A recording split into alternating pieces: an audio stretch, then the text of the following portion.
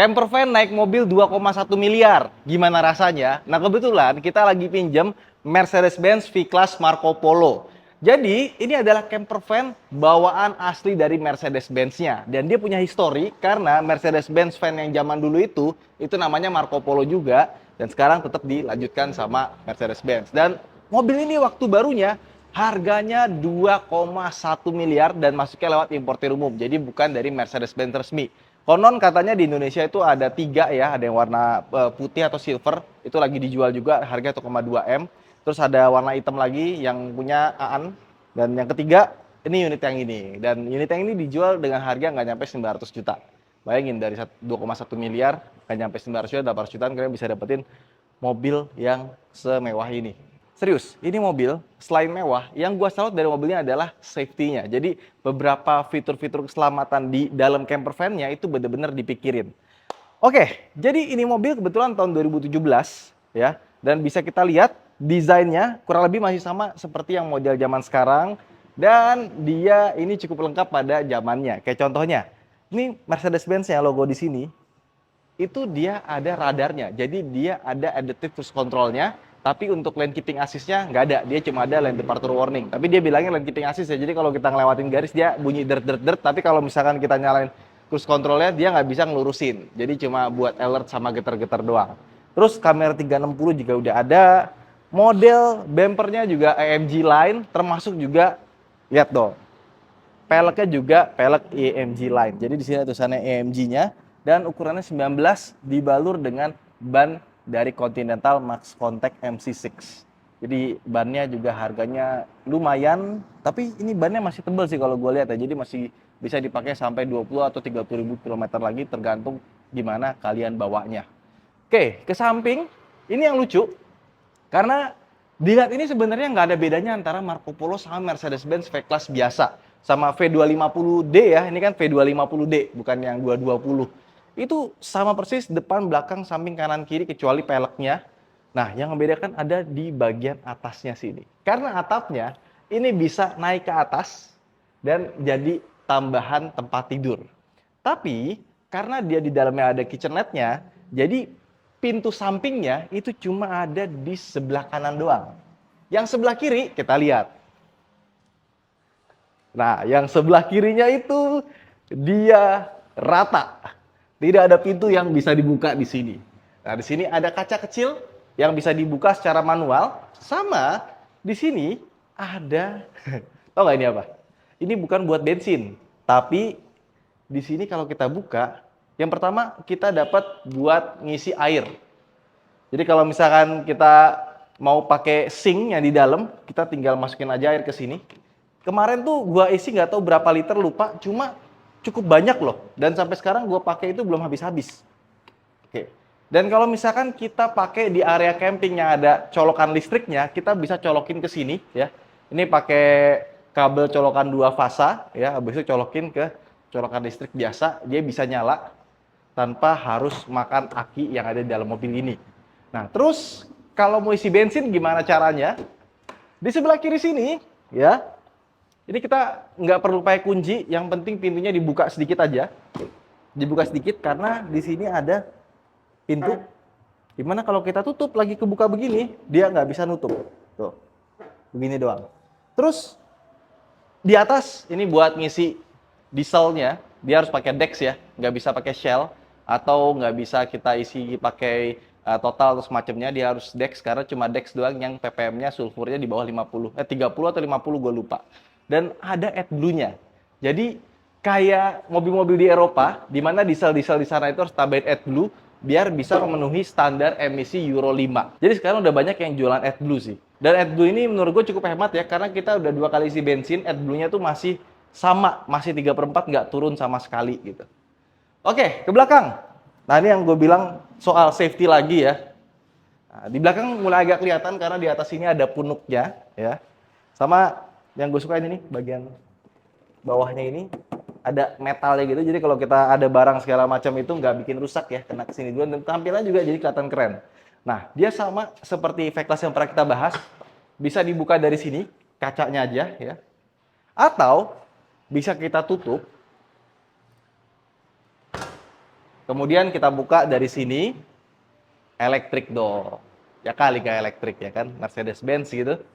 Dan bagian belakangnya bisa kita lihat langsung ketemu kasur seperti ini. Dan kasurnya ini bisa dijadiin kursi tapi bukan kursi yang proper. Jadi bisa kita naikin. Nah, seperti ini. Tapi nggak bisa tegak, cuma segini doang. Nah, kalau misalkan dipentokin lagi dia langsung otomatis turun. Nah, terus di sini ada senar, tapi bukan buat main gitar, buat naruh barang kayak misalkan sampo atau semacamnya. Nah, kalau di luar gue lihat tuh ada bisa ditaruh korden gitu, ya. Karena di bagian sininya bisa kita buka. Oke.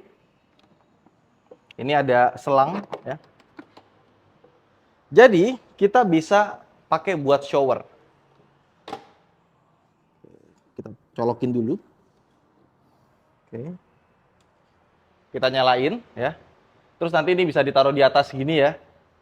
Kita kasih korden semacamnya, ini kan ada sangkutannya. Kalau gua lihat di luar gitu ya, habis itu bisa kita pencet. Tuh. Dan ini dari kemarin air kita pakai nggak bisa habis. Seger.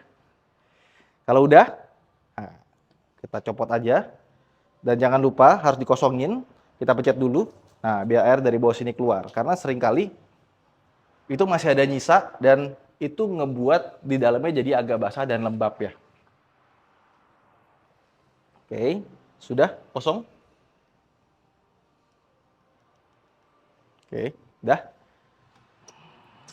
Biarkan agak kering dulu, kita matiin ya. Nah, yang menariknya adalah dia ini kalau kita nyalain nggak dipasang selangnya, dia nggak akan keluar ngucur air. Nah, ini kita matiin. Ya. Jadi dia ada sistem safety-nya. Itu salah satu sistem safety yang gue suka. Nah, terus kita bisa, ini ada tombol di bagian sini ya, agak sedikit terpencil. Kita pencet, buat kita geser di sini. Maka kita bisa buka bagian bawahnya. Ini kalau kita buka, coba lihat ya. Ini buat gas. Bukanya seperti ini. Ini tuh fitur safety yang bagus banget. Kenapa gue bilang bagus banget? Karena kalau misalkan gasnya bocor, itu nggak masuk ke dalam. Karena dia ketutup sama si lacinya ini. Nggak bikin bau ke dalam. Dan dia ada sistem buat ngebuang gasnya langsung keluar.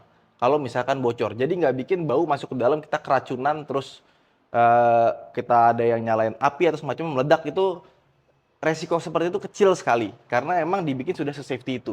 Kemudian sebenarnya untuk gasnya itu nggak seperti ini ya. Dia bisa langsung masuk, cuma untuk yang versi di Indonesia nggak ada yang jual gas segede gitu ya, kecil gitu nggak ada. Jadi dikasih adapter lagi buat gas-gas seperti ini. Nah, ini yang udah kita pasang ya, seperti ini bentuknya. Bisa juga dipakai ke apa namanya, gas yang tabung kayak mereknya, apa sih mereknya biasanya? Highcook ya kan. Nah, itu bisa juga dipasang, cuma harus ditambahin adapter lagi. Kayak yang buat camping ya. Kemarin gue udah coba juga sih. Kita, oh ini nih, adapternya kayak gini nih. Nah, ini nanti nempel ke Highcook, langsung diputar ke sini, masuk deh. Oke, kalau udah, kita langsung taruh lagi aja di sini. Dan waktu kita bawa jalan, karena dia ada perdamannya juga di dalam sini ya, itu nggak bunyi gerbak-gerbak gitu loh, waktu kita bawa jalan. Jadi, emang itulah yang bawaan dari pabrikan sama karoseri itu bedanya mungkin di situ ya. Ada beberapa hal yang benar-benar dipikirin bagaimana safety-nya, dan mereka harus ikut pengetesan regulasi atau crash test dan semacamnya kali. Taruh lagi. Jadi pakai itu ya, kayu lapis ya ternyata ya. Oke. Taruh. Tutup lagi. Set. Nah, sekarang kita ke bagian tengahnya. Tutup dulu. Nah, ini kaca belakang ini bisa dibuka secara otomatis lewat door trim, power window yang sini nih. Tinggal dipencet nanti dia masuk, cuma mesti di starter dulu. Nah, sekarang kita masuk ke dalamnya. Ya, kita nyalain dulu lampunya ya. Nah, biar nyala semua, bisa kita lihat kita dapat ruang yang ini sebenarnya sangat lega ya. Jadi kalau misalkan kita duduk dengan kondisi seperti ini kebetulan baru dicuci ya, kita lepas sepatu aja. Nah, kita masih punya legroom sama headroom yang sangat luas gitu. Maupun dimajuin lagi, ini menurut gue juga masih luas sih. Nah, segini aja itu masih luas. Tuh, lihat, jaraknya masih banyak ya, meskipun terasa agak sedikit kedekatan. Sama dia punya AC double blower di bagian atas sini. Ini ada 1, 2, 3, 4 ya. Sama lampu kiri kanan. Terus yang gue paling suka adalah ini nih. Kita lihat. Ini kita mundurin ya. Oke, kita taruh ke paling mundur. Terus di sini ada yang bisa kita geser karena dia bisa berubah menjadi sebuah meja. Ya. Kita tinggal buka. Cek, bagus sekali. Jadi kita bisa sambil kerja di sini. Ya. Sama, kalau kalian butuh kompor, tenang aja. Udah lengkap di sini. Oke. Kita geser lagi ya. Kalau digeser seperti ini kita dapat laci di bagian sini ya. Lacinya pun juga bagus, soft closing. Nah, cakep ya. Buka lagi di sini juga sama. Ini buat storage. Naruh sendok dan kawan-kawan ya.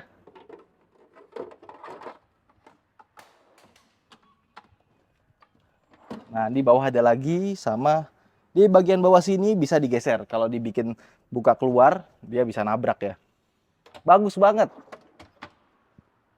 Nah, di sini, ini kemarin kita tutup sengaja karena buat tidur di dalam ya. Jadi tempat tidurnya ada di atas sama di bawah. Tapi lebih enak lagi, sambil kita nyobain kompor dan kawan-kawan ya, kita naikin dulu ke atas. Sekarang kita maju ke depan. Set. Oke. Jadi kalau kita mau ini, operasiin atapnya, itu harus dalam kondisi mesin mati tapi ACC on. Jadi kita pencet ini. Oke, indikator semua nyala ya. Kemudian di bagian bawah sini, ini ada kayak panel kontrol gitu. Tinggal kita pencet ya. Nah, kita ambil yang paling kanan ini, kita pencet. Kita pencet open. Ada suara karena atasnya itu kebuka. Lihat. Coba tolong lihat atasnya mentok nggak? Dari luarnya nggak apa-apa? Mentok nggak? Aman? Aman? Udah? Nggak bisa ke atas lagi ya? Ya udah, pokoknya gitulah, dia agak sedikit mentok ya. Jadi di atas sini, kita nyalain lampunya dulu biar terang. Nah, seperti ini.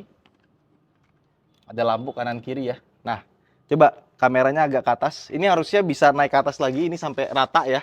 Ini bisa dibuka. Kalau misalkan tempat kita nginep panas ya. Tutup lagi. Ini tuh latex ya. Kemudian di bawahnya sini lihat dong. Ini kayak ada semacam pegas plastik gitu. Dan ketika dipakai itu jadinya di atas sini itu bener-bener nyaman betul gitu. Kayak di atas kasur. Bukan di atas kasur tenda. Ya, jadi di atas itu lebih enak dibandingkan dengan di bawah yang nanti kita bisa bikin tidur ya. Tapi di atas ini cuma buat tidur doang ya. Nah, karena kita mau pakai buat masak biar lebih gede, ini bisa kita ke atasin. Kemudian taruh sini. Ya. Oke, tinggal disangkutin ke kiri kanan di sini. Kita dapat headroom yang sangat lega. Tapi harusnya bisa lebih lega lagi karena atasnya tadi mentok ya. Mentok ya? Ah, masih bisa kayaknya. Dikit lagi. Oke, kita naikin ya. Ya, belum terlalu mentok banget sih, tapi udah lebih cukup lah ya. Sebenarnya ini masih bisa lagi sih sampai benar-benar rata ya. Ini masih agak keriput-keriput dikit ya. Ya, wajar 2,1 miliar bisa begini ya. Cakep bener ya. Nah, sekarang kita lihat bagian sini. Tapi sebelumnya kita buka dulu bagian sininya biar lebih terang. Sama, dia kursinya bisa dibikin muter. Jadi, kita majuin. Oke. Terus putar lagi di sini.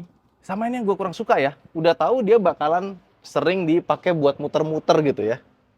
Tapi kenapa buat ngatur recline-nya itu dia nggak pakai yang satu push langsung bisa. Ini pakai model puteran gitu. Eropa. Nah, dia bisa dibikin muter kayak gitu. Bisa dibikin lebih lurus lagi sih, cuma mesti dimundurin dikit. Dah, kayak gitu ya. Nah, tapi kalau dibikin gini, kakinya mentok. Jadi harus dibikin miring dikit. Tapi kalau miring dikit, dia nggak bisa nutup bagian sananya. Kalau mau lebih enak lagi, nih yang gue bilang nih. Puter. Kurang lebih kayak gitulah. Maju dikit.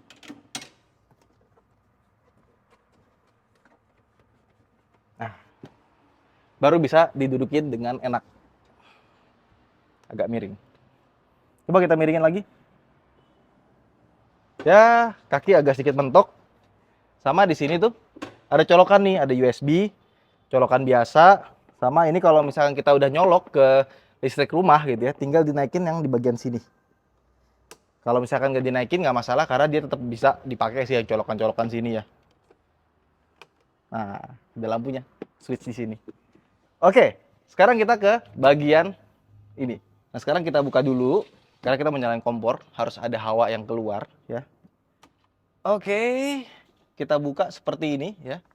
Terus sinknya bisa kita sama ada drainnya juga.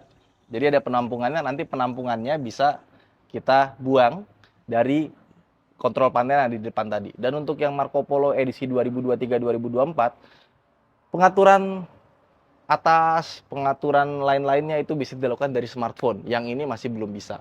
Kemudian untuk kompor, kita buka ya. Semuanya itu ada tombol-tombol kecil seperti ini dan rasanya itu solid ya, nggak goyang-goyang, bagus ya. Nah, ini dia kompornya. Ada 2 tungku di sini, mewah juga bentuknya ya. Dan yang gue suka, dia tuh nggak bunyi-bunyi gitu. Kita nyalain aja yuk. Tuh, nyala ya. Cuma kalau dinyalain di sini, ini asapnya itu agak ke atas, jadi dari sini harus kita buka ya. Habis itu bisa bikin pop mie. Ya kok pop mie, bisa masak ya, bisa masak yang proper di bagian sini. Kita matiin aja. Dah, ya. Ini buat tek-tek-tek-teknya, buat sumbunya ya. Sekarang kita tutup lagi. Oke, ini bisa kita buka. Ini ada kulkas dan ini dingin. Tadi habis dipakai ya? Apa tadi nyala ya? Ini bisa diatur dari kontrol panel yang di sana juga. Nah, ini bisa kita geser ya. Dan ini kebetulan kita nyalain AC-nya. Jadi AC-nya itu bisa dinyalain sebenarnya kalau lagi berhenti. Karena dia punya 2 aki. Nah, ada aki pertama, aki kedua. Jadi kalau aki kedua habis, dia nggak akan ganggu ke aki pertama buat starter. Nah, indikatornya di mana? Ada di kontrol panel tadi. Nah, sebelum kita lanjut ke kontrol panel yang lebih banyak, kita buka di bagian sini. Nah, ini ada buat dandan-dandan, kaca ya. Dan kalau kita pencet ini, kita bisa geser lagi. Dapat ruang penyimpanan lebih lega atas dan bawah. Oke. Nah, di sini ada tulisan Marco Polo. Marco Polo pemberani apa sih? Ada tempat buat naruh barang lagi ya. Tapi ini sepertinya buat yang ringan-ringan aja, kayak misalkan naruh selimut atau semacamnya. Ada speaker kanan kiri ya sampai bagian bawah. Cuma ini sama Mas Wahid, kebetulan ini punya Mas Wahid dan lagi dijual ya. Udah dimodifikasi audionya pakai JBL yang bisa jadi subwoofer, bisa jadi speaker portable. Nah, di bawah sini tuh ada kabelnya, jadi kalau misalkan lagi mau dipakai subwoofer tinggal dicolokin aja jadi subwoofer deh dia. Nah, di bagian bawah sini ada tempat penyimpanan. Ini ada selimut-selimut punya Mas Wahid sepertinya. Karena bawaannya udah ada dari sana, sama di sini juga ada tirai lagi. Pokoknya semua kaca itu ada tirainya dan yang nggak kebagian tirai itu dikasih blackout. Jadi kalau kita malam gitu ya, kita benar-benar bisa tidur dengan tenang. Ini juga ada di bagian sini. Oke, sekarang gimana kalau kita mau jadiin bagian kursinya ini jadi tempat tidur? Oke, kita tarik lagi ya. Tariknya itu nggak bisa cuma 1 tangan, harus 2. Di sini dikasih pegangan ya sama dia. Oke, udah sampai ujung seperti ini. Kita copot headrestnya. Jadi belakang ini kita buka seperti ini. Nah, di sini ada tempat buat naruhnya. Nah, kurang lebih kayak gitu. Termasuk juga di sini. Oke. Ya, kita taruh lagi. Udah. Sekarang tinggal kita turunin. Jadi dia buat turunnya elektrik dan ada 2 buah tombol di depan. Kita tinggal pencet aja. Dan seperti yang gue bilang, Mercedes-Benz itu kecanggihan ya. Jadi sebenarnya kalau kita pengen cepet, dia tuh nggak perlu elektrik sih. Pakai manual aja juga cukup. Oke. Nah, udah. Sekarang kita tinggal dorong lagi. Dah. Ini harusnya dia bisa rata ya, tapi kayaknya ada limiter atau stoppernya. Jadi nggak bisa terlalu rata. Nah, udah deh. Dari ujung sini ke depan. bisa rata. Harusnya. Tapi ini gue nggak ngerti stoppernya di mana gitu ya. Mungkin mesti dibawa ke tukang jok biar bisa beneran rata. Karena gue lihat di luar negeri itu ya, foto-foto dan video-videonya itu dia bisa rata.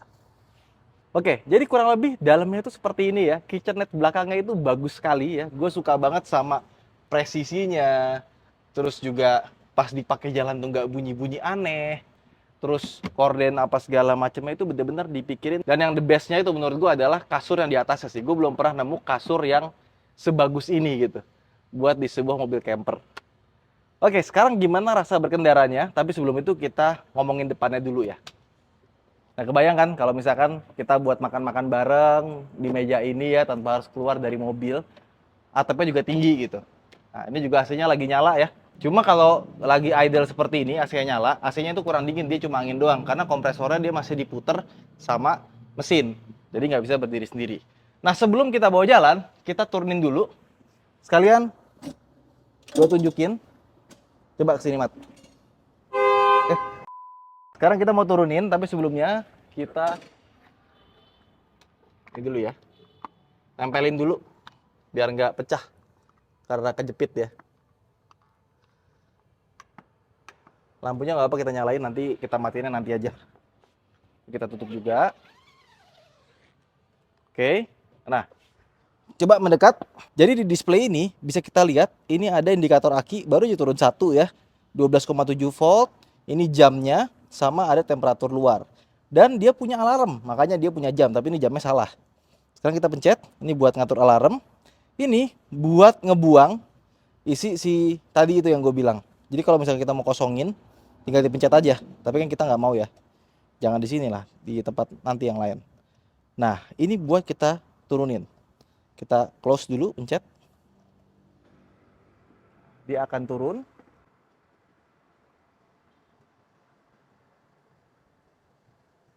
A few moments later. Dah, mentok ya. Ini bisa kita matiin sekarang. Terus di sini juga kita tinggal matiin aja. Ada dimmer 1 2 3 gitu baru dia mati. Nah, sekarang kita tinggal balik. Nah, pencet lagi. Di sini ada untuk ngatur kulkas, jadi bisa kita nyalain seberapa dingin. Kedengeran ya ada bunyi sedikit ya dari kulkasnya ketika dia lagi beroperasi. Udah deh. Nah, kalau mau matiin gampang, kita tinggal matiin dari sini. Off. Oke. Terus akinya ada di mana? Akinya ada di bagian kolong sini. Nah, sekarang kita balikin, baru kita bahas gimana rasa nyetir mobil ini. Let's go. Nah, sekarang kita ada di tol Jogja Solo ya, tol baru yang sekarang masih gratis, tapi nanti kalau bayar katanya ya sekitar berapa? 40.000 ya. Dan itu baru sampai Klaten aja. Nah, pas kita bawa jalan pakai mobil ini, kalau misalkan kalian ngebayanginnya ini rasanya kayak bawa Alphard atau Elgrand gitu ya. Enggak. Ya, dia karena masih berbagi platform dengan mobil barang, jadi bisa gue bilang rasanya tuh kayak bawa Hyundai Staria ya. Kalian tahu Staria kan? Yang kayak mobil dari masa depan itu bentuknya van ya. Nah, ini kurang lebih mirip-mirip seperti itu gitu. Tinggi-tingginya. Jadi pas kita duduk tuh commanding banget ya, tinggi banget gitu kan. Terus juga bantingan suspensinya masih ada kerasnya, nggak selembut Alphard, tapi pas dipakai di jalan tol seperti ini, stabil banget loh ini mobil, ya. Even dibanding Alphard, menurut gua stabil ini nih pas di tol ya. Ini kita bawa sekitar 120 ya, karena dia pakai MPH ya, tapi di sebelah kanan atasnya sini ada speedometer kecil dalam kilometer per jam gitu. Jadi ada translatornya lah. Cuma kalau kita lihat dari itu MPH dia pakai aja. Dan ini mobil fine tuningnya bagus banget ya. Maksudnya untuk mobil yang punya basis sama dengan mobil barang, setirnya, ya, perdaman kabinnya gitu ya. Dan biasanya camper van dari yang udah kita pakai itu kalau dibawa kecepatan tinggi itu nggak enak. Pertama biasanya gara-gara dia kan karoseri ya. Biasanya tuh suka ada balancingnya tuh nggak enak gitu. Ada barang-barang yang ditaruh di atas, jadinya body rollnya agak-agak berasa gitu lah. Sama yang nyebelin dari camper van itu karena dia bikinan dan bawa barang banyak tuh suka bunyi-bunyi dardor, detek. Ini enggak. Ini audio dimatiin semua.